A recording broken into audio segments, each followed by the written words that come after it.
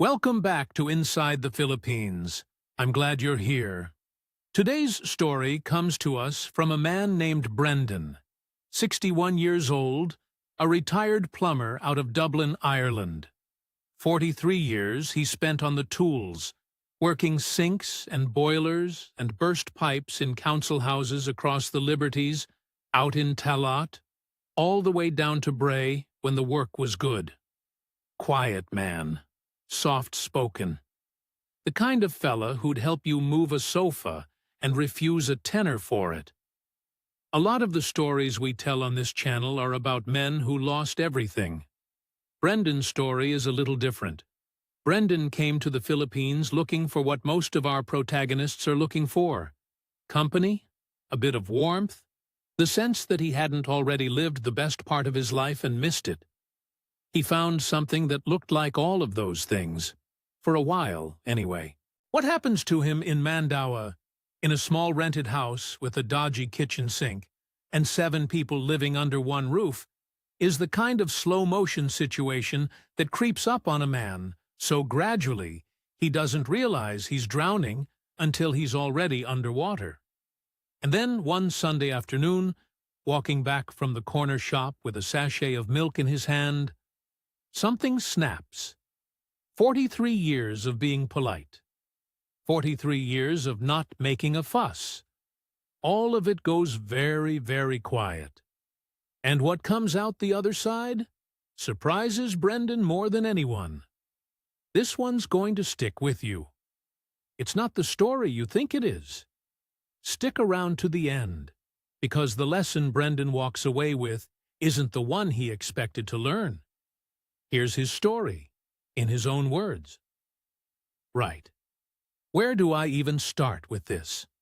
Probably should start with Maeve, because everything else flows from that, if I'm honest. Maeve was my wife. 1992. We got married in a little church in Phibsborough, with my ma crying in the front pew because the dress was tight on Maeve, and she wasn't supposed to know yet that we were expecting. Turned out we weren't, in the end. Lost the baby that summer.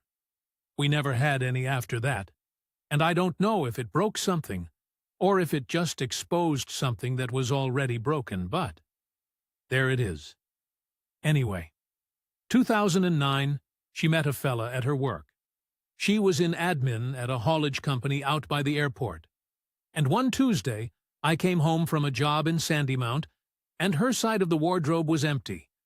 There was a note on the kettle. The note said, "I'm sorry." That's it. 3 words. And the kettle was still warm, which is the daft thing I remember most. The kettle was still warm, like she'd had a cup of tea before she left. And that detail bothered me for years. Still does, a bit. I had a bad stretch after. Few years where I was, you know. Spending more time in the pub than on the tools. Lost a couple of jobs because I was hung over for them. My brother sat me down at one point. Liam, he's a sound man, never says a hard word to anyone.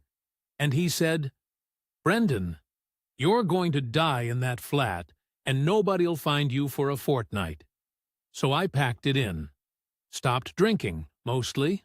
Got back on the van. Worked. But here's the thing nobody tells you about climbing out of a hole like that. You climb out, but you don't really go anywhere after. I just kept working. Kept paying the rent on a 1-bed in Drumcondra. Watched the football. Watched the snooker when the football was off. Microwave dinners.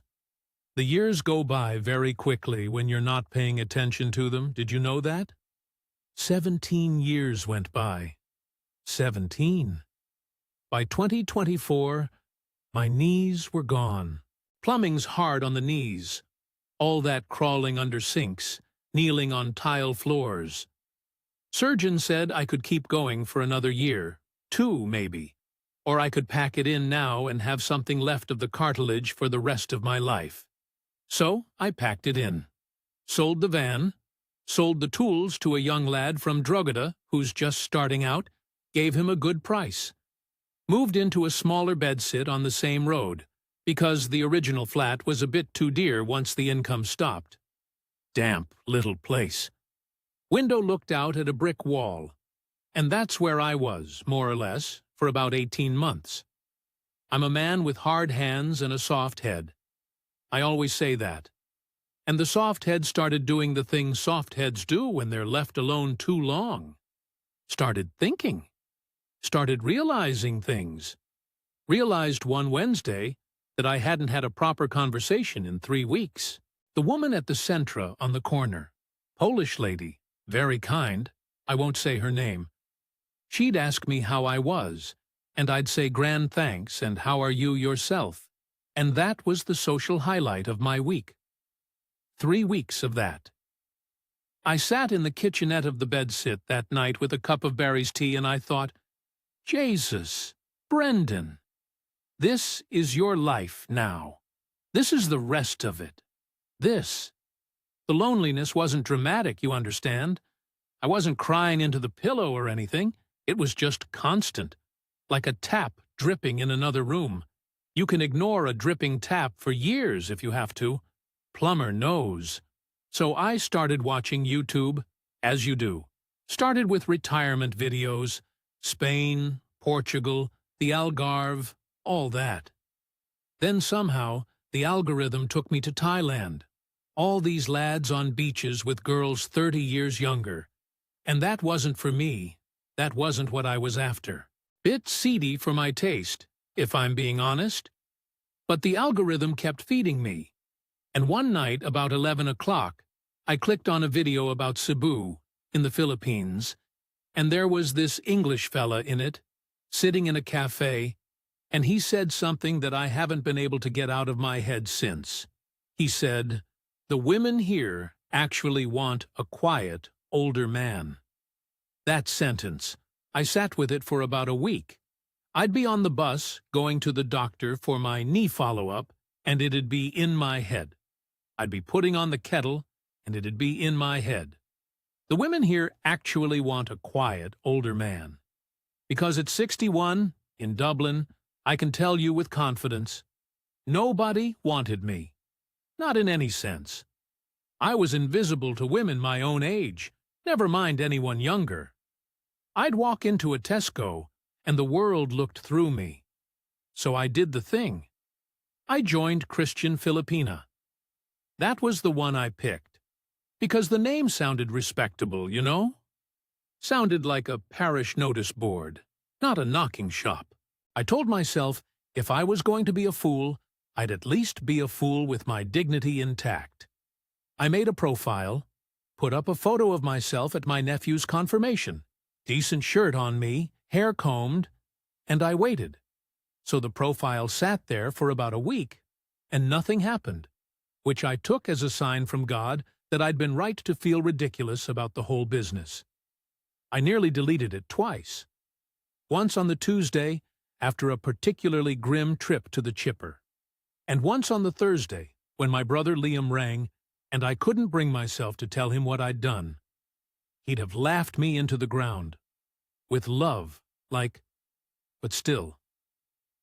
Then on the Friday evening, I got a message. Janelle, 29 years old.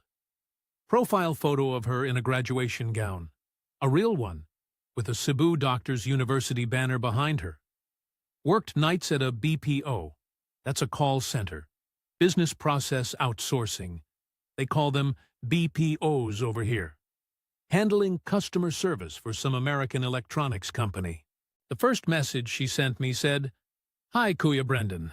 I saw your profile, and I just want to say you have kind eyes. God bless your day." I read it about 4 times. Then I read it to the wall, just to hear it out loud. Now look, I'm not stupid. I'm a soft head, but I'm not stupid. I'd done my homework. I'd watched all the videos about scams, the Filipino Cupid horror stories, the ones where the woman has 6 other foreigners on the go, and they're all paying for the same hospital bill. I knew the playbook. I had a list in my head of red flags. Asks for money in the first month. Flag. Avoids video calls. Flag. Stories don't add up. Flag. I was watching for all of it. She didn't trip a single one. Not one. We started off on the Christian Filipina Messenger, and then she moved us to Facebook Messenger because the app on the dating site was rubbish. Her words, not mine. And from there to video calls, and within about a fortnight we were calling every single evening. My evening, that is. Her morning, more or less. She worked the graveyard shift, 11 at night to 7 in the morning her time, which meant she'd be getting ready to start her shift at about 3 in the afternoon, Dublin time. By 11 my time, she'd be on her break, sitting at her desk with a Tupperware of rice and dried fish, and I'd put the kettle on, and we'd talk for half an hour. That was our rhythm. Every night.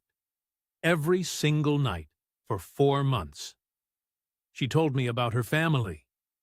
Father died of a heart attack when she was 19, working as a fisherman out of a barangay called Kansaga, just up the coast from Mandaue. Mother, she always called her Nanay, that's Mum in Cebuano, had the bad knees and a heart condition, and lived with Janelle in a small house Janelle was renting near the call center.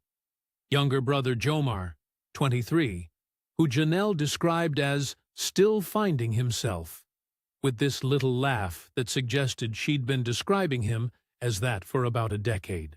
Sister Mel, who'd married a Filipino Navy lad and moved to Zamboanga. That was the family. She talked about her father a lot, about how he used to come home with the catch and let her ride on his back to the wet market when she was small. I'd sit there with my berries tea getting cold and just listen. And here's the thing, and this is what hooked me, this is the bit I want anyone watching this to understand. She didn't ask for anything. Not 1 peso. Not for load on her phone. Not for a christening gift. Not for Nanay's medicine. Not for nothing. I'd offer, sometimes. 2 months in, I said something casual like, listen, if you ever needed a few quid for your ma's medicine, I wouldn't mind. And she went quiet, and then said, Kuya, you don't have to send me anything. I just like talking to you. That's all. That sentence did more damage than any sob story ever could have, in hindsight, because I'd come in armed against the sob stories. I had no defense against being told I was wanted for myself. I want to be fair to her, even now. I think she meant it at the time. I genuinely do. I don't think Janelle was running a long con on me from the first message. The freight train came later, and I'll get to that. But in those 4 months on Messenger, I think she was a young woman who liked talking to a quiet older man from Ireland. And I think the family situation that eventually crushed us hadn't quite arrived in her head yet either. That's me being charitable. Could be wrong, but it's what I think. 3 months in, I booked the flight. Dublin to Doha to Cebu, Qatar Airways, €1,040 return, January departure. I told her after I'd booked it, not before, because I didn't want her to feel any pressure. She actually cried on the video call, real tears. Said she was going to ask her sister to come with her to the airport because she didn't think she'd be able to drive afterwards. I flew out the second week of January, 2025. Mactan Cebu International, 18 hours of travel, including the layover in Doha, where I sat in a Costa coffee, feeling like the daftest old man in the building, surrounded by lads in their 30s going on holiday with their girlfriends. I'd brought a duty-free Toblerone in my hand luggage as a daft little gift, and I had a head full of warnings I'd been rehearsing for weeks. Don't get carried away. Don't promise anything. 2-week visit, observe, go home, decide. I came out of the arrivals hall at about 11:30 at night Cebu time, dragging my 1 suitcase, with my hair stuck to my forehead from the heat that hits you like a wall the moment the sliding doors open, and I scanned the crowd. And there she was. 3 of them, actually. Janelle in the middle in a blue blouse, her sister Mihel. Turned out Mihel was visiting from Zamboanga that week, which I hadn't known, and an auntie of theirs called Auntie Beng. And the three of them were holding up a piece of brown cardboard with "Welcome Kuya Brendan" painted on it in green poster paint, with little flowers around the edge. Janelle had clearly done the painting because the lettering was the same as her handwriting in birthday cards she'd later show me. I just stood there, with my Toblerone, and my dragged suitcase. Janelle came over and gave me a hug that lasted about 4 seconds longer than I was ready for. She smelled like coconut shampoo. The auntie patted my arm and said, "Welcome po, Kuya," and Mihel took the suitcase off me before I could stop her, and they bundled me out into the warm, wet air of a Cebu night. The smell of diesel and frying garlic and rain on hot tarmac, jeepneys honking, and a tricycle revving past with no exhaust to speak of, and I thought, well, I'm here now. They drove me.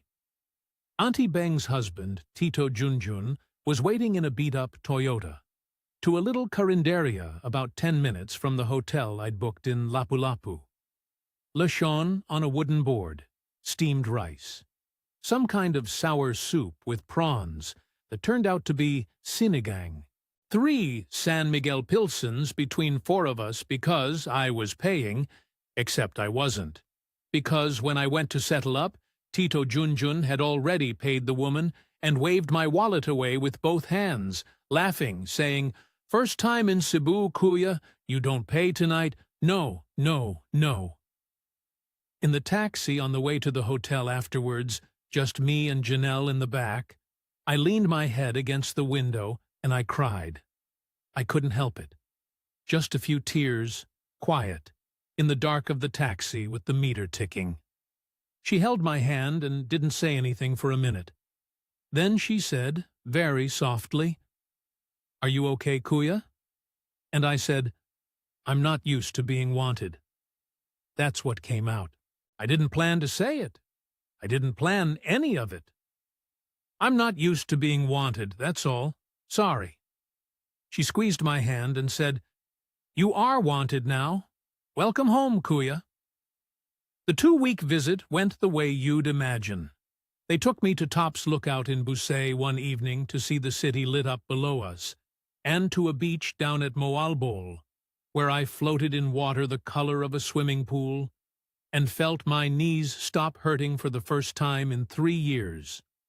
We had Sunday Mass at Mandaue Cathedral with Nane, who I met on day 3. Tiny woman, 4'10", sharp eyes, hugged me like I was a returning son. We ate at a Mang Inasal in Park Mall and a Jollibee on AS Fortuna Street, where I had my first taste of chicken joy and understood in that moment why every Filipino abroad cries about Jollibee. And on the second-to-last night, sitting on the balcony of a little Airbnb she'd booked us in Mactan, watching the planes coming in low over the water, Janelle took my hand and said, "Kuya, when you go home, will you come back? For longer this time?" And I said yes, just like that. No pause, no thinking. Yes. I should have paused. I think about that yes, a lot. So I went home to Dublin, and the bedsit had never looked smaller. 6 weeks. That's how long I lasted in Ireland before I was on a plane back. 6 weeks. I'll tell you what those 6 weeks looked like, because they're important. I rang my brother Liam the day after I landed back, told him everything, the messages, the flight, Mactan, the welcome sign, all of it. He went very quiet on the phone. Then he said, "Brendan, are you sure about this? Like, properly sure?" And I told him I was. He didn't argue. Liam never argues. He just said, "Right. Well, mind yourself, will you?" And that was that. I gave the rest of my tools to my nephew Tsian, who's an apprentice plumber now, working out of a place in Kulak. He cried a bit when I handed him my old pipe wrench, the heavy one, an American Rigid I'd bought in 1988 that had paid my mortgage for 30-odd years. I didn't cry. I felt lighter, if anything, like I was finally putting something down. Cleared the bedsit, sold the bits and pieces I didn't need on done deal, told the landlord I wouldn't be renewing, told the GP I was moving abroad, got my pension paperwork sorted with the AIB, so the state pension and my private one, which together came to about 1,400 euros a month. And yes, I know that's not a lot, but it's enough in the Philippines. That's the whole point. That's why people go, would land in my account every month, no matter where I was. And I told myself, the whole way through, that this wasn't permanent. I wasn't moving. I was trying it for 6 months. That's all. 6 months. If it didn't work, I'd come home and find another bedsit, and that'd be that. I want you to remember I told myself that, because I think a lot of lads do. I flew back into Mactan on the 11th of March, 2025. This time on a one-way ticket, which felt different at the check-in desk in Dublin. The woman at the counter said, "And your return?" And I said, "No return." And her eyes flicked up at me for half a second longer than she probably meant. She said, "Have a lovely trip, sir." She knew. They always know. Janelle met me at the airport on her own this time. No sign. Just her, in jeans and a white t-shirt, looking nervous. And I knew the moment I saw her that whatever I'd been telling myself about 6 months had been nonsense. I was going to stay as long as she'd have me. She'd already lined up the house. That was the first thing she did. A little 3-bedroom place in a subdivision in Mandaue, 10 minutes off AS Fortuna Street, 25,000 pesos a month, about 395 euros, which is roughly half of what the bedsit in Drumcondra had cost me. Concrete construction, painted a sort of biscuit color, small tiled garden out front with a calamansi tree, a covered carport that doubled as a dining area, and 3 small bedrooms upstairs. Owner was a Filipino-Chinese fella in his 60s who lived in Cebu City and only wanted 6 months up front, which I paid in cash from a BDO branch on the Saturday after I landed. The first thing I did when I walked into that kitchen was crouch down, knees protesting, mind you, and look under the sink. Tradesman's eye. Couldn't help it. The rough-in was brutal. Plastic P-trap, half-inch poly tubing where it should have been 19 millimeter, and the connection to the stack was held together with what I can only describe as optimism. I just laughed. 43 years of plumbing in Ireland, and here I was on the other side of the world, looking at the worst shut-off valve I'd ever seen in my life. I made a mental note to fix it. Never did. Other things took over. Janelle moved in the day I signed the lease. I'd expected that. I'd kind of expected it anyway. We weren't sleeping together yet. That was a slower thing. She was Catholic, and not in a small way. And I was fine with that, more than fine, actually. But she moved her stuff in, and we settled into the place like 2 people setting up a home. What I hadn't expected was Nanay. Day 3, I came back from the Robinsons in Mandaue with a bag of groceries, and there was Nanay sitting on the sofa I'd bought the day before, with 2 suitcases by the door, looking like she'd been there forever. Janelle smiled at me a bit nervously and said, "Kuya, my Nanay's knee is very bad this week. Just for a few weeks while it heals. Is it okay?" Of course I said it was okay. Of course I did. What was I going to say? She's a tiny woman with bad knees and a heart condition, and she'd hugged me like a son the first time we met. Of course I said it was okay. And here's the part one want to be honest about, because I think it matters. I liked it. I liked having her there. She started cooking, adobo and pancit and sinigang, all the things. And she'd be in the kitchen at 6 in the morning, scolding me in Cebuano. I couldn't understand if I tried to help her. She called me anak from about the 3rd day. Anak. That's son in Tagalog and Cebuano both. The first time she said it, I had to leave the room.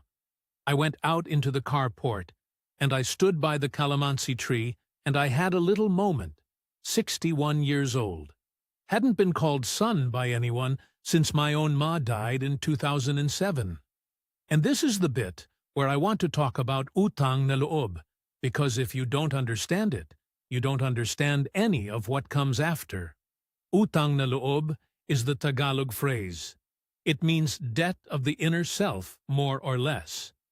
And it's the deep, deep obligation you have to people who've shown you kindness. It's not transactional. It's spiritual. A Filipino who feels utang na loob to you will look out for you for the rest of their lives, and they expect the same. Kindness is supposed to flow both ways and downwards through the family. Eldest daughters carry it heaviest. Janelle was the eldest. Her father was dead. That meant Nanay was hers to mind. Fully, no questions. And by extension, Jomar was hers to mind. And by extension, anyone Jomar was responsible for. That's the OFW culture in microcosm. Millions of Filipinos working in Saudi and Hong Kong and London sending money home every month because that's what eldest daughters do. A foreign boyfriend slots into that system as just another OFW, basically. You're not a partner so much as you are a remittance. I knew this. Intellectually, I knew this. I'd watched the videos. I'd read the threads. But there's a thing that happens when an old Filipina lady calls you anak in your own kitchen at 6 in the morning. And the thing that happens is your intellectual knowledge goes out the bloody window. The first money I spent that wasn't rent was an aircon for Nani's room. Carrier window unit, 28,000 pesos from a place in Gaisano Country Mall. About 440 euros. Her knee swelled in the heat, she said, and the fan wasn't enough. Reasonable, I thought. House thing, not a relationship thing. I'm renting a house. The house needs aircon. I'd have bought one anyway. Then a fridge, because the one the landlord had left was ancient and made a noise like a dying cat. 32,000 pesos. 505 euros. Same logic. House thing. Janelle, on the second Sunday after I moved in, took my hand at Mass at Mandaue Cathedral and said, very softly, Kuya, we are your family now. You don't need to feel alone anymore. And I'll be honest with you, I felt blessed. That's the word that came into my head. Blessed. After 17 years of microwave dinners. Blessed. That night I sent my sister Aileen back home a photo. Me and Janelle and Nani outside the cathedral in our Sunday clothes, the three of us squinting in the sun. Aileen didn't reply for 2 days.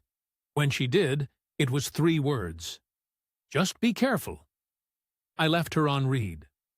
Jomar arrived in early April, about 3 weeks after Nani had moved in, on a Tuesday afternoon, in a tricycle with 2 duffel bags and a guitar case he didn't know how to play. I was in the carport with a cup of Nescafé, 3-in-1 sachet, the way they make it here, sweet enough to strip enamel off a tooth.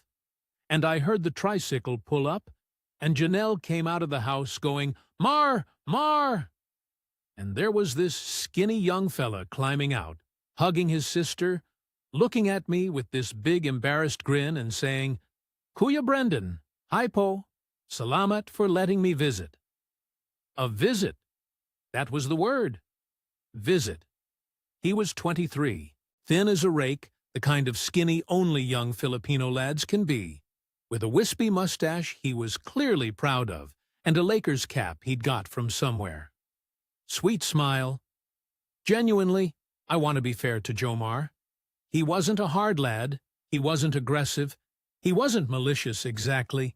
He was just a fella who'd never really been told no in his life, by his sister or his mother, and a Kano arriving with a wallet was, to him, the answer to a prayer he hadn't even known he was saying.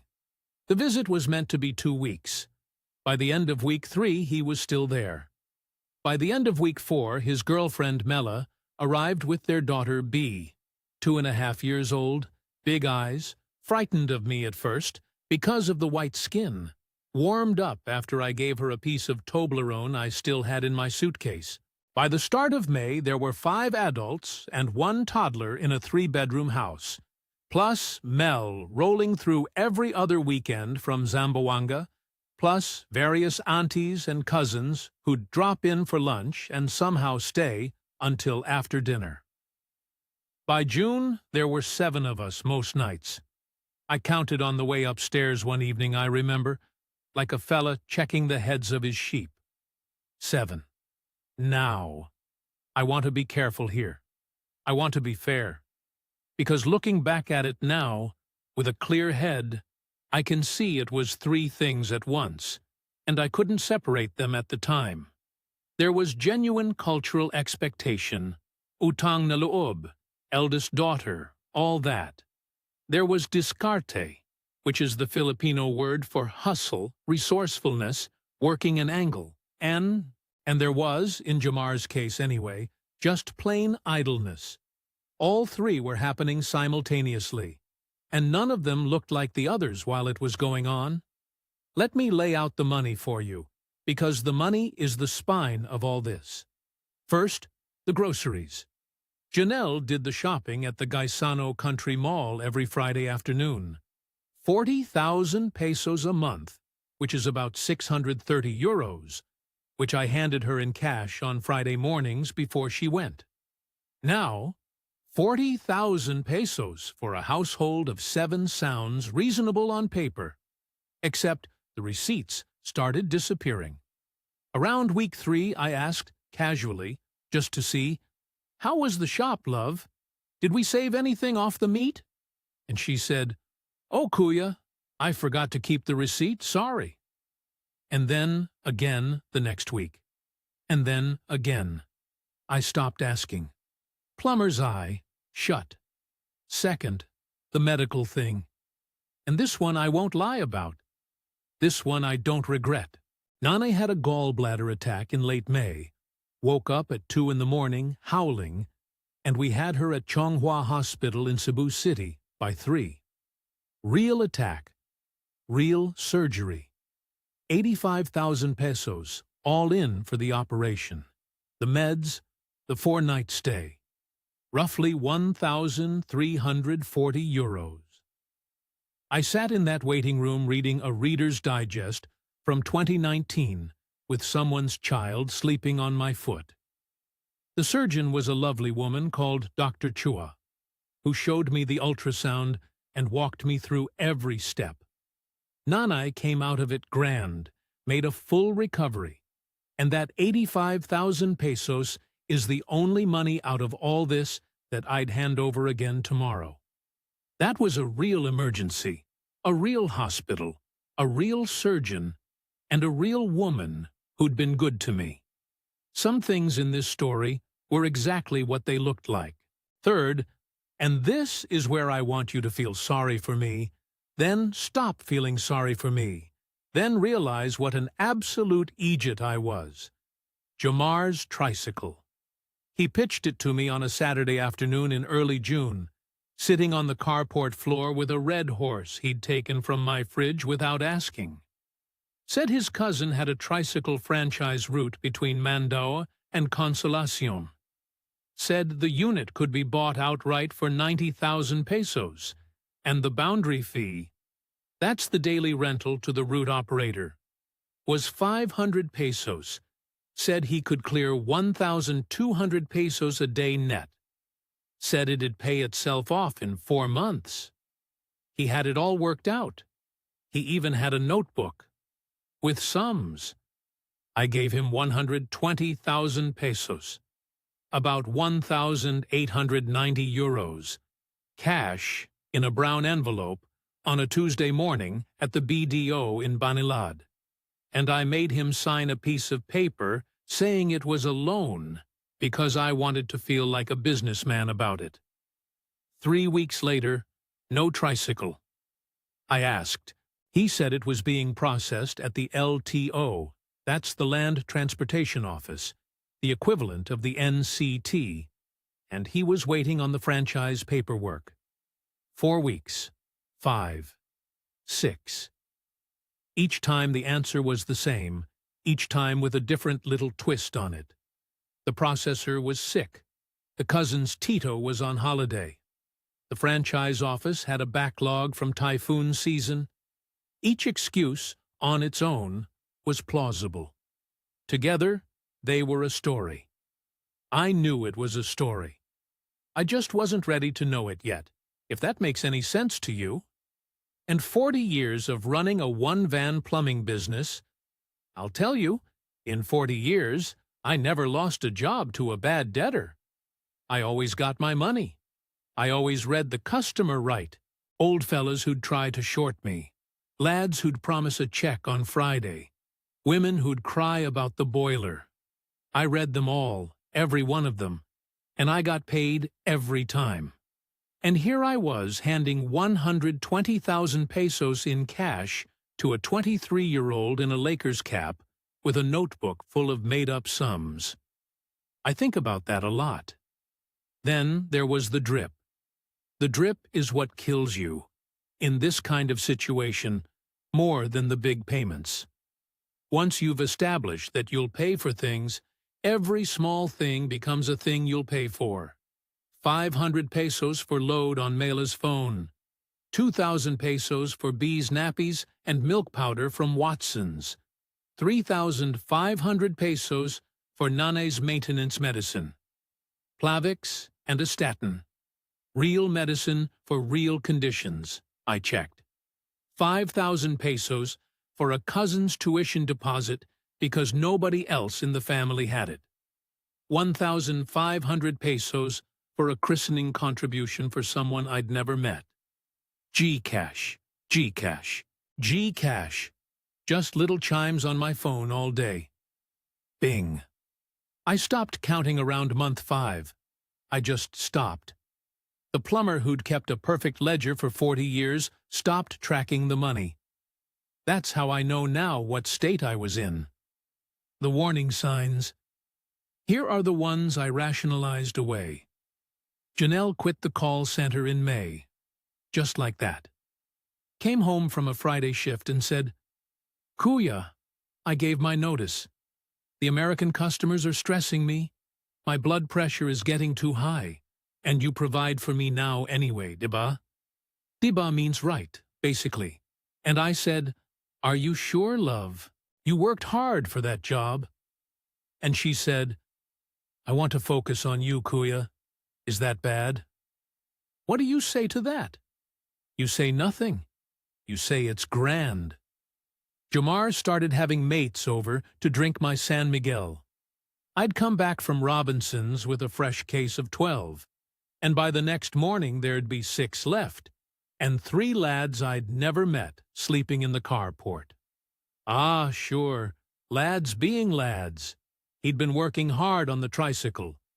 Nanay started turning off the aircon in my room. Said it was too cold for old people. Meaning her, not me, even though it was my bedroom. And she'd switch it off at the wall when I was at the shop. I'd come back at 10:30 at night to a sweat-soaked sheet and a 40-degree bedroom, and I'd just turn it back on without saying a word. Saving face. That's a Filipino concept that gets into you eventually. You stop confronting things because confronting things is rude.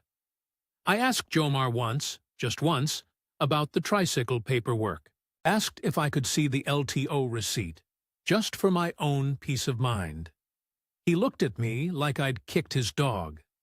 Then Janelle came in from the kitchen and she said, very calmly, very quietly, "Kuya, you're being a little colonial right now. We are your family. Why are you treating my brother like a stranger?" Colonial. That's what she said. Colonial. I shut up.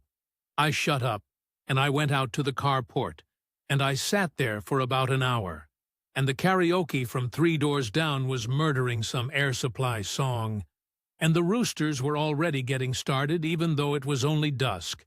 And I thought, am I being colonial? Am I? Maybe I am. Maybe this is just how Filipino families work, and I'm too Irish and too thick and too old to understand it. By the end of June, I'd burned through nearly $24,000 of my $42,000 savings. The pension, my €1,400 a month, was disappearing into the house the second it landed. And Jomar was still wearing the Lakers cap, and the tricycle was still being processed at the LTO, and Nane was still calling me Anak. I told myself, sure, I'll sort it next month. I said that for 3 months, running. July came in hot, properly hot, the kind of Cebu heat where the air feels like wet wool and your shirt's stuck to your back before you've even left the carport. The rainy season was meant to be cooling things down, but it just made everything worse. Humid all day, then a downpour at 4 o'clock that flooded the road outside the gate, then back to the steam.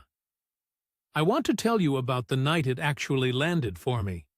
The night the plumber's eye finally opened, even if I wasn't ready to do anything about it. It was a Tuesday in early July, 3 in the morning. Couldn't sleep. Partly the heat, partly Nane had switched off the aircon again before bed, partly something else that I couldn't name yet but was sitting on my chest like a wet sandbag. I went downstairs in my shorts, made myself a Nescafe, and sat at the kitchen table with my phone and opened the AIB app. You know that feeling when you've been avoiding looking at something? When you know what it's going to say, and you've been putting off seeing the actual numbers? 40 years on the tools, and I'd never once been afraid of a balance sheet. I always knew where the money was, to the cent. I'd a notebook, like I said. Even when I was on the drink after Maeve, I knew where the money was. I scrolled. The savings account I'd been treating as the Holy of Holies, my emergency fund, my passage home if it all went to shit, was at €15,800. I'd come into the country with €38,000 in it. €38,000 in March, €15,800 in July. That's a hemorrhage, in plain English. That's a hole in the side of the boat below the waterline. And the kicker, the bit that actually made me put the phone down on the table face down, was that I'd been topping up the household account from savings for 3 months running, and not admitting it to myself. The pension, my €1,400, was vanishing the day it landed. The savings were filling the gap. I'd been pretending the gap wasn't there. Plumber's eye, willfully shut, for about 90 days. I sat in that kitchen until 5 in the morning. The roosters started up at 3:30. There was a whole flock of them 3 doors down, the karaoke fella's roosters, and a tricycle went past with no muffler at 4:45, and Bea started crying upstairs, and Mella shushed her, and I sat there with a cup of cold, instant coffee, and I thought, Brendan, you're drowning, son. You're drowning, and nobody in this house is throwing you a rope. I tried to talk to Janelle the following Sunday after Mass. We were walking back from Mandaue Cathedral, just the two of us. Nane had stayed to talk to a friend in the parish. And I said very gently, Love, I've been thinking. Maybe Jomar could look for a bit of work. Just a few hours a week. Take some of the pressure off, like. She didn't say anything for about 10 paces. Then she said, And what would you have my mother do? Sleep on the street? And I said, I'm not. Janelle, I'm not saying that. I'm saying Jomar. He's a young lad. He could do something. The tricycle's clearly not happening, love, and we both know it. Wrong move. I knew the second I said it. She stopped on the pavement outside a Sari Sari store. There was a little Filipina woman selling cigarettes by the stick on the counter, and she pretended not to listen. But she was listening. Janelle's voice went very quiet. I'd never heard her quiet like that before. Kuya, you don't understand Filipino family. In Ireland, maybe people abandon their parents. They put them in homes. Here, we don't. Here we love them. Here we sacrifice. If you don't want to sacrifice, maybe you should not be here. That was it. That was the whole speech. Then she walked the rest of the way home about 3 feet ahead of me. She didn't kiss me goodnight that night. She didn't kiss me goodnight the following night either. She started taking her phone into the sala, the living room, and falling asleep on the sofa with it on her chest, scrolling Facebook, the blue light on her face when I came down for water at midnight. You'd think I'd have learned something from that. I doubled down. I doubled down out of guilt. That's the only word for it. 2 weeks after the Sunday Mass conversation, Mela started talking about B needing preschool.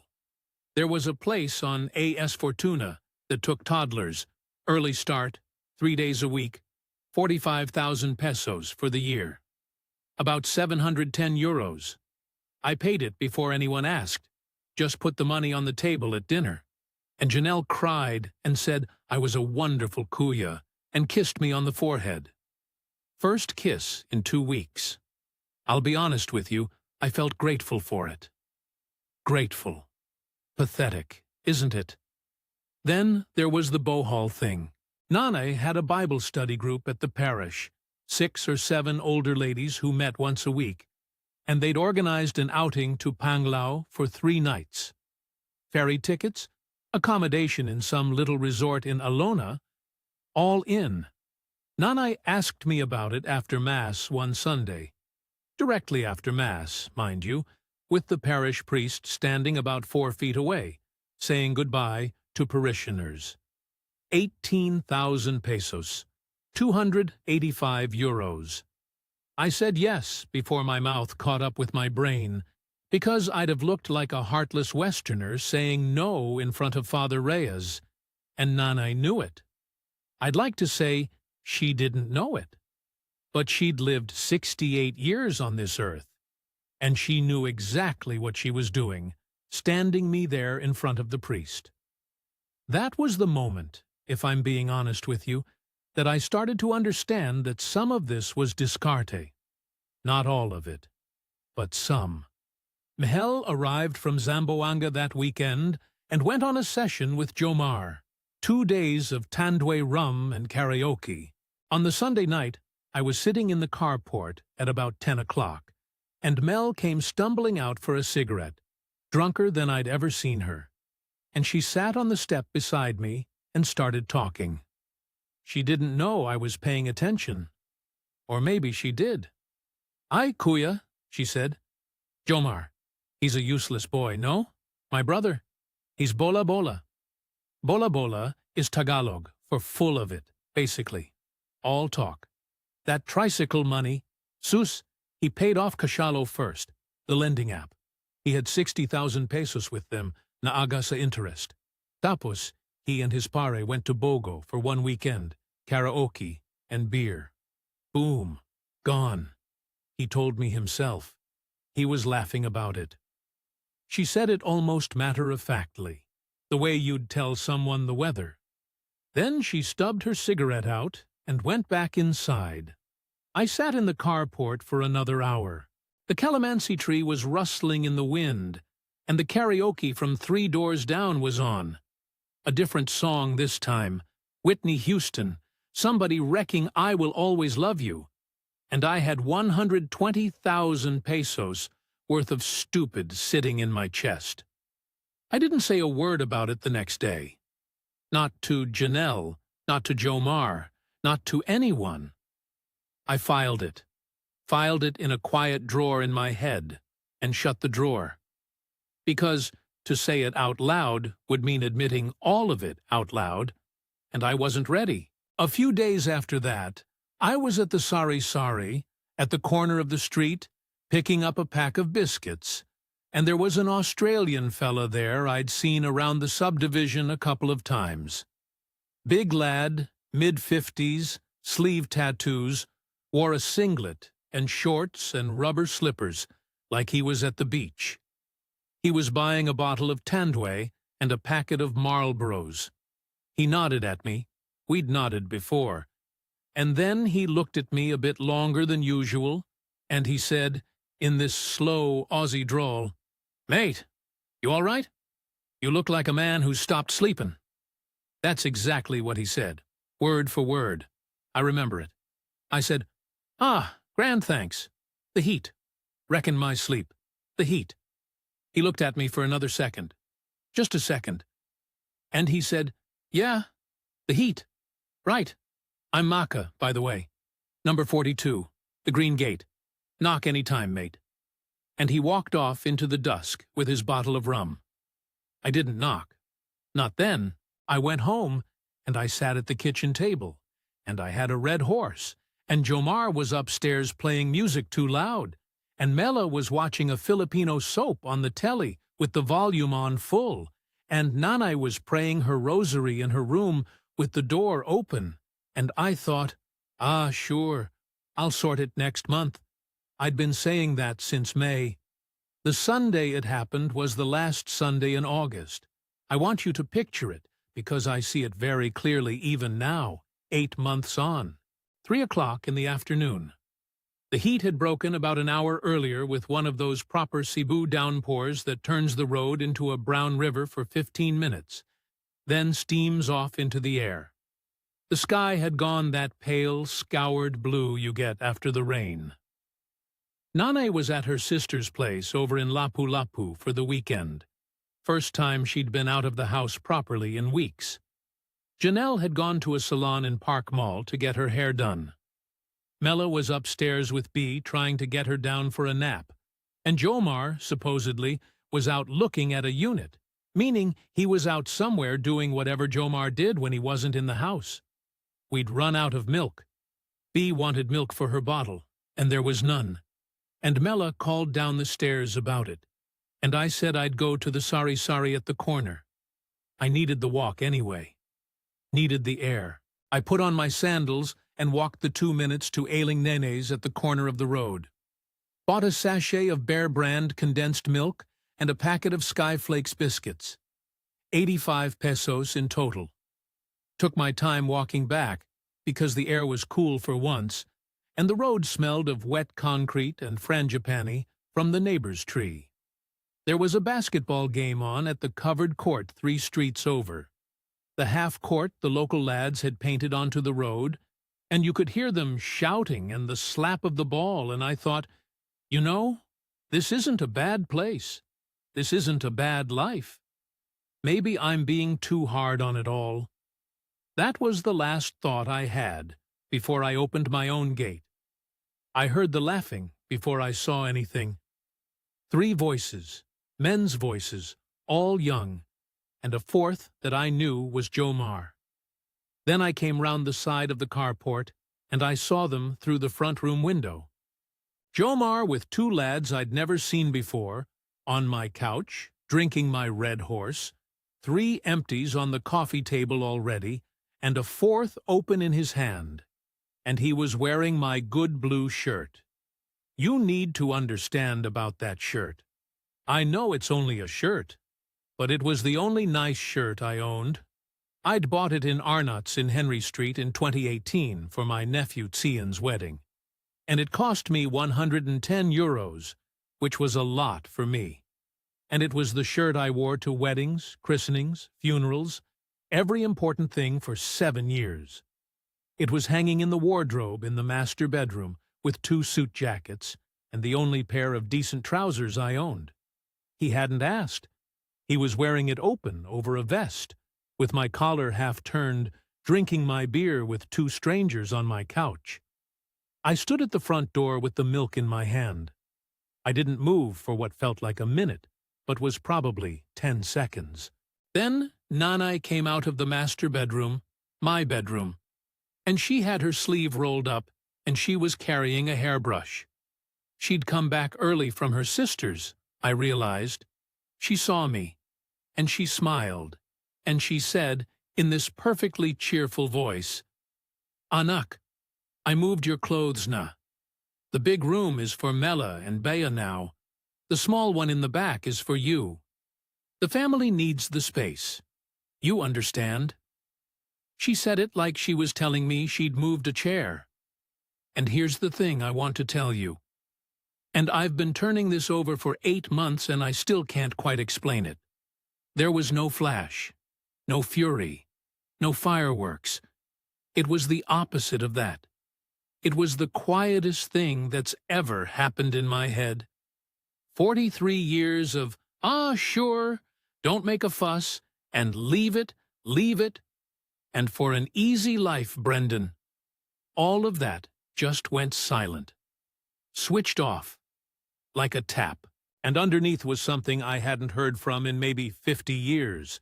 Something I'd inherited from my own mother, Bridget, may she rest, who took absolutely no nonsense from any man, woman, child, or priest in her 78 years. I put the milk and the biscuits down on the counter very carefully. I walked into the front room. The 2 lads on the couch saw my face and went quiet. Jamar smiled at me, big and easy. I said, very quietly, "Right, out, all of yous, now." Jamar laughed. Actually laughed, like I'd made a joke. "Kuya, what?" I said it again. Same volume. "Out, now. Take what you can carry." I want to be honest with you about the next 2 hours because I think it matters. I didn't shout once, not once. The 2 lads slipped out the gate within about 30 seconds. They'd read the room, and Jomar started up a whining sort of protest in Cebuano and Tagalog mixed together. And Nanay came out of my bedroom with the hairbrush still in her hand and started invoking God. Diyos ko, what's wrong with you, anak? Why are you doing this? Mela came down the stairs with Bia on her hip and started crying. I went upstairs. I got a stack of rice sacks from the storage cupboard. There were always rice sacks in this country. They collected like leaves. And I went room to room, very calmly, and I started putting things in them. Jomar's clothes, Mela's clothes, Bee's little dresses, which I folded carefully because she was a child and none of this was her fault. Nanay's things from my bedroom, the hairbrush, the rosary, the framed photo of her late husband she kept on the dresser. I carried each sack down to the front step. Took me about an hour. The carport filled up with sacks. The 2 lads from the couch came back at one point, trying to retrieve a bag they'd left, and I just looked at them and they left again. Janelle arrived back from the salon halfway through. New haircut, looked lovely actually. She'd had highlights done. She walked in the gate, saw the sacks, saw me coming down the stairs with another one, and she lost it. I mean fully lost it. Started screaming at me in English, and Tagalog at once. Heartless Kano. Hindi ka Christian. You'll go to hell. This isn't how Christian men behave. My mother is a sick old woman. You'll burn for this, you cold-hearted Irish. You don't know about family. I let her shout. I let all of it just go past me. I'd seen Maeve cry once, in 2009, on the morning she left, and I hadn't shouted then either. I don't have a shout in me. I have a quiet, and the quiet is harder than any shout.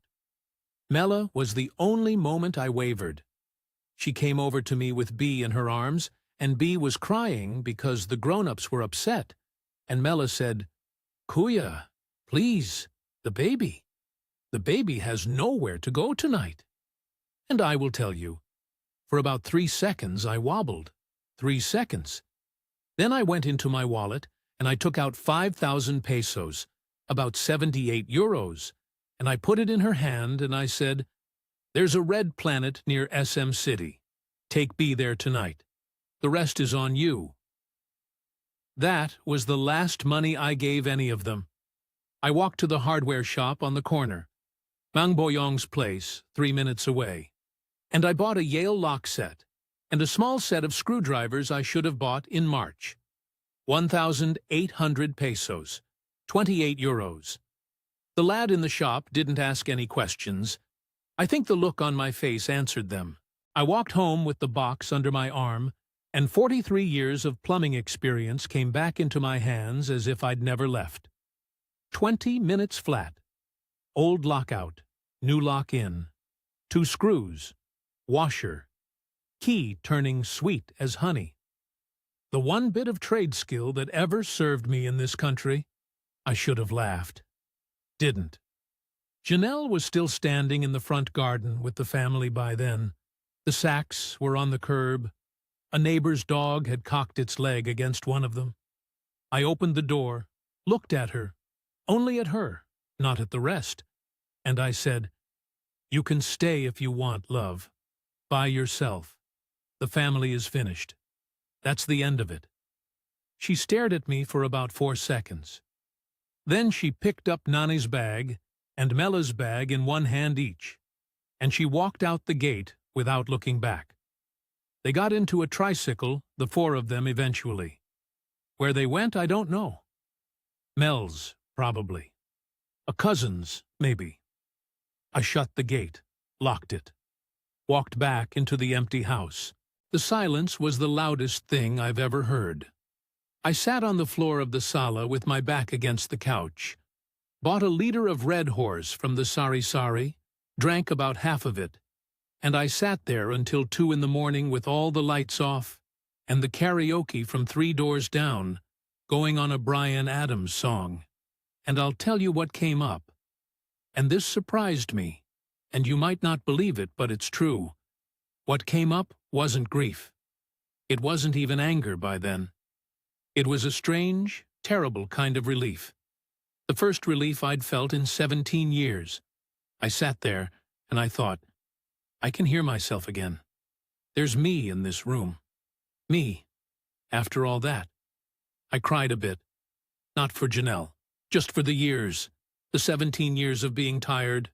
The next 48 hours, the phone never stopped. Janelle called 9 times that night. I didn't answer. The next morning, the messages started. First, the guilt. "Kuya, please. My mother is heartbroken. What about B? Please reconsider." Then, the fury. "You'll regret this. You have no idea what we'll do." Then a Facebook message from a number I didn't know, from someone claiming to be her cousin, Attorney Reyes, who said I'd be reported to the Bureau of Immigration for various violations. Then Nanay calling, sobbing, in Cebuano so fast I couldn't understand a word of it. Then silence. By Tuesday lunchtime, there was nothing. Just the empty house and me sitting in it. Tuesday evening, Maka knocked on the gate. He had a 6-pack of San Mig Light in one hand and a packet of pork rinds in the other. Big, sleeve-tattooed Aussie, rubber slippers, that slow drawl. He looked me up and down, looked through the gate at the empty carport with no rice sacks anymore, no shouting, no music. He said, "Took you long enough, mate." We sat in the carport that evening, me and Maka, and we drank our way through the 6-pack, while the karaoke from 3 doors down murdered another Air Supply song, and he didn't ask me anything, and I didn't tell him anything, and that was the start of the rest of it. Right. So that was August. We're in April now, 2026, and it's been about 8 months, and I want to tell you where I am, and what it cost, and what I think about it all, because I think that's the bit that matters. The damage. Let me give you the damage straight, because I owe you that. 6 months in the country. $26,000 US gone, give or take. I'd come in with about 42,000 in savings, and I left that house with 16, plus the pension still landing every month, plus my passport, plus the BDO account I'd opened in March. The lease ran to the end of October, so I sat in that house alone for 2 months. Strange months, those, peaceful and a bit haunted at the same time, and when October finished, I packed up and moved to a one-bedroom near the Cebu IT Park for 14,000 pesos a month, about 220 euros, about two-thirds smaller than the Mandaue place. Aircon in the bedroom that nobody switches off but me. A tiny kitchenette with a single hob. A balcony you can fit one chair on. Suits me down to the ground. I want to tell you the close call bit, because that's the bit that keeps me awake some nights. Janelle had started talking about marriage in early July. Casual at first. Kuya, when we're married, would you want me to wear my hair up or down? And by mid-July she was bringing church annulment up because, and I want you to listen to this carefully, she'd been married before. To a fella called Raymark when she was 22. They'd been separated for 5 years. Not divorced because there's no divorce in this country. The Philippines is the only country in the world, apart from the Vatican, that doesn't have it. To clear the marriage, you need an annulment, civil and church. And that's a 2 to 5 year legal process that costs anywhere from 300,000 pesos to 800,000 pesos. About 4,700 euros to 12,500 euros. She told me about Raymark over breakfast one morning in July, like she was telling me about a film she'd seen, and asked if I'd help her start the annulment proceedings. I'd said I'd think about it. That was my version of saying yes back then. If I'd married her in September instead of locking her out, and I genuinely would have, that was the trajectory I was on, I'd have been on the hook for an annulment that wasn't mine, a 13A marriage visa that would tie me to her legally, a wife who couldn't legally divorce me even if I'd wanted out, and bigamy charges floating around if any of the paperwork went sideways. I'd have lost the rest of the savings inside another 6 months, and I'd have been stuck in the country with no way to leave cleanly. So when I say close call, I mean it. I came that close to losing the whole lot. Now, the recovery. Maka dragged me to a Sunday breakfast about 3 weeks after the eviction, at a place called Hukad in Ayala Center, Cebu. The expat lads. There's a dozen of them most weeks. Australians, a couple of Brits from Yorkshire. One German called Klaus, who's been here since 1998. An American from Texas who never stops talking. A Dutch fella. And a quiet Canadian in his 70s who just listens. They meet every Sunday at 9:30 for breakfast and chocolate, and they tell stories. The first morning I went, I didn't say a word for 2 solid hours. Just listened. And what I heard was, well, it was a relief in a way. There were lads at that table who'd lost houses they'd built. Lads who'd been in genuine annulment hell for 3 years and counting. Lads who'd discovered they were one of 4 foreigners on the same girl's roster.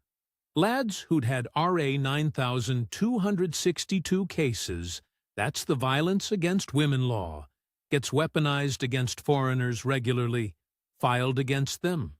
Mine wasn't even close to the worst, but, and this is the bit, there were also lads at that table who were happy. Klaus has been married to his wife Imelda for 26 years. They've 2 grown kids, both at university, and Imelda runs a little flower shop near her family's place. The Canadian, Donnie, his name is, has been with his partner Lita for 11 years. They live in Talamban. They're not married, they don't intend to be, and Lita is genuinely lovely. So it isn't a horror story for everyone. That's important. It's not a horror story for everyone. The lads who did it right did it differently from how I did it. I learned to say hindi. That's no, in Tagalog. I practiced it in the mirror. Sounds silly, but I did. Hindi. Hindi po. Hindi salamat. I use it about 4 times a week now. The previous me, the 17 years of microwave dinners me, couldn't say no to a fly. The current me can. And it turns out, and this is the bit nobody told me, saying no doesn't make you a bad man. It makes you a man. Full stop. I joined a little Filipino-run gym near the IT park called Anytime Fitness. It's a chain, but the one in Cebu has a lovely physio called Ate Lourdes, who's worked wonders on my knees. I can walk a kilometer without stopping for the first time since 2023. I take a grab everywhere I can't walk. I read books from the book sale at SM City. I'm working through Frank McCourt at the moment. Funny he's making me homesick, and pleased to be away in equal measure. The same chapter. There's a woman called Rosario. I want to tell you about her carefully, because I don't want to set anything up. 54 years old. Widow, her husband Pepito died of a stroke in 2021. Runs a small panaderia near the IT park, sells pan de sal in the mornings and ensaimada in the afternoons. I met her because I went in for bread one morning, and we got talking about Ireland because she'd a niece working in Galway as a care assistant, and she said her niece sent home a box every Christmas with Tato crisps in it. I laughed. We had coffee a fortnight later. We've had coffee maybe 6 or 7 times since. She has never, not once, asked me for a peso. Not for load, not for medicine, not for a christening contribution. When I tried to pay for her merienda the 3rd time, she stopped my hand and said, "Kuya, I have my own. Salamat." That was it. She has her own. What a sentence. I'm not in love with Rosario. I want to be very clear about that. We're friends, maybe. Maybe just 2 people who like each other's company on a Saturday afternoon in a coffee shop in Banilad. I don't know what it is, and for the first time in my adult life, I'm willing to let a thing be what it is and not push it. Now, about Janelle. About all of them. I want to be careful here. I've thought about this a lot. I don't think Janelle was a villain. I think she probably did love me in some real but tangled way. I think the pressure on her as the eldest daughter, pressure I never appreciated, pressure that comes from a culture I'm a guest in, was a freight train I was standing in front of without realizing. Her mother needed minding. Her brother was useless. There was a Kano with a wallet who said yes to everything. From inside her head, what happened probably looked like family taking care of family. From inside mine, it looked like a bleed. Both of those can be true at once. That's the bit I want you to take away. Utang na loob is real. The expectation that a Kano provides is real. The Filipino family system isn't a scam. Millions of OFWs sustain millions of families exactly the way I was being asked to. None of that, however, made it my job to carry it alone. There's the lesson. Filipino family obligation isn't always a scam. Sometimes it's culture. Sometimes it's discard. Often it's both at once tangled together so tight you can't tell the threads apart. But if you're the only one carrying the weight, you're not family. You're an ATM with a bedroom and a soft heart. And sometimes, the kindest thing a soft man can do for himself is finally be a hard one for 10 minutes. I'm not leaving the Philippines. I want to say that clearly. The mistakes were mine, not the country's. The country didn't do anything to me. I did it to myself, with the country's culture as the medium. I like the heat now, after 8 months of it. I like the food. I like the lads at the breakfast on Sundays. I like that Rosario knows my name in the panaderia, and that the lad in the sari-sari at the corner of my new place keeps a half rack of San Mig Light cold for me. I might even be happy here, eventually. I don't know yet. But the dread is gone. That's a start. Just not anyone's kuya anymore. That's the rule. There's the story. Brendan in Cebu, in a small flat near the IT park, drinking his Saturday coffee with a Filipino widow who has never asked him for a peso. He's down $26,000 and 17 years' worth of armor. and he calls that a fair trade, because he has himself back. What strikes us about Brendan's story, here at Inside the Philippines, isn't how much he lost. It's how close he came to losing everything, and didn't. The difference between a cautionary tale and a horror story is sometimes a single Sunday afternoon, and the willingness to stop being polite. Brendan caught it in time. A lot of men don't. We want to be very clear about something before we sign off. Brendan's story is not an indictment of Filipino families, or of Filipina women, or of the Philippines. It's a story about a particular dynamic that grows when one person is asked to carry the weight alone. A dynamic that can happen anywhere, but which combines uniquely badly with the genuine, deep, beautiful obligations of Filipino family culture and the particular vulnerabilities of a foreign man arriving with savings and a soft heart. Janelle wasn't a villain. Nanay wasn't a villain. Even Jomar, with his Lakers cap and his made-up notebook, isn't really a villain. They were a family in the conditions they were in, and Brendan was a man in the condition he was in, and the maths didn't work. If you're watching this, and any part of Brendan's story sounds familiar, if you're recently widowed, recently divorced, recently retired, lonely in the way that becomes constant rather than dramatic, looking at the Philippines as the answer to a question you haven't quite asked yourself yet, please listen. Set your boundaries before you fly, not after. Decide what you'll spend before someone asks. Decide who you'll support and who you won't, before the Gcash chimes start. And remember the one thing Brendan would tell you if he were sitting across from you. No is a complete sentence in any language. If you've been through something like this, or if you're in the middle of something like this right now, tell us in the comments below. Other men will read it. Other men will recognize themselves in your words and find a way to step back before the bleeding gets worse.